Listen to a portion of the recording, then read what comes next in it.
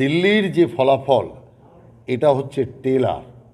আগামী দিন পুরো ছবিটা পশ্চিমবাংলাতে হবে। কেজরিওয়ালকে মানুষ এমনিই চাইতো না, তার সাথে আবার গোদের উপর বিস্ফোরা মমতা ব্যানার্জি যুক্ত হওয়াতে আজকে রেজাল্ট আরও খারাপ হয়েছে। তৃণমূল সরকার আমাদের কলঙ্ক। কেউ তৃণমূলের সঙ্গে নেই, কেউ মমতা ব্যানার্জির সঙ্গে নেই। বছর পর দিল্লিতে বিজেপি ক্ষমতা দখল করছে। দেখুন, এটা একটা ঐতিহাসিক বিজয় বলে আমি মনে করি।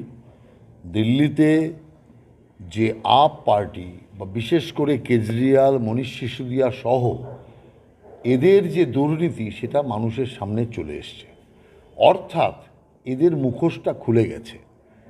একটা ট্রেন চলছিল, 10 টাকা মানুষকে ঘুষ দাও আর পেছন দিয়ে 10,000 টাকা চুরি করো। অতএব আমি মনে করি দিল্লির যে ফলাফল এটা হচ্ছে টেলার। আগামী দিন পুরো ছবিটা পশ্চিমবাংলাতে হবে।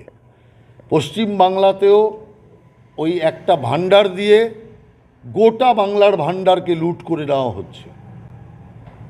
যে মোদিজি চাল পাঠাচ্ছে সে চাল রেশনের সেটাও বাদ যাচ্ছে না। মানুষের যে ত্রাণের টাকা সেটাও চুরি, ঘরবাড়ি বানানোর টাকা চুরি, 100 দিনের কাজ চুরি।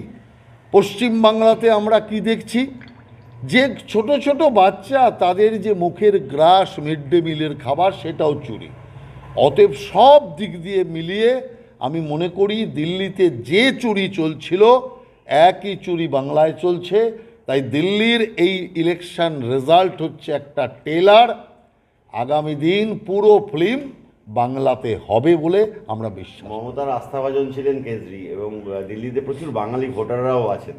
তো সেখানকার বাঙালি ভোটাররাও কি মমতার কথা শুনলেন না? দেখুন, ঘটনা হচ্ছে দিল্লি বা ভারতবর্ষের যে কোনো প্রান্তের বাংলার মানুষ তারা মনে করে যে তৃণমূল সরকার আমাদের কলঙ্ক।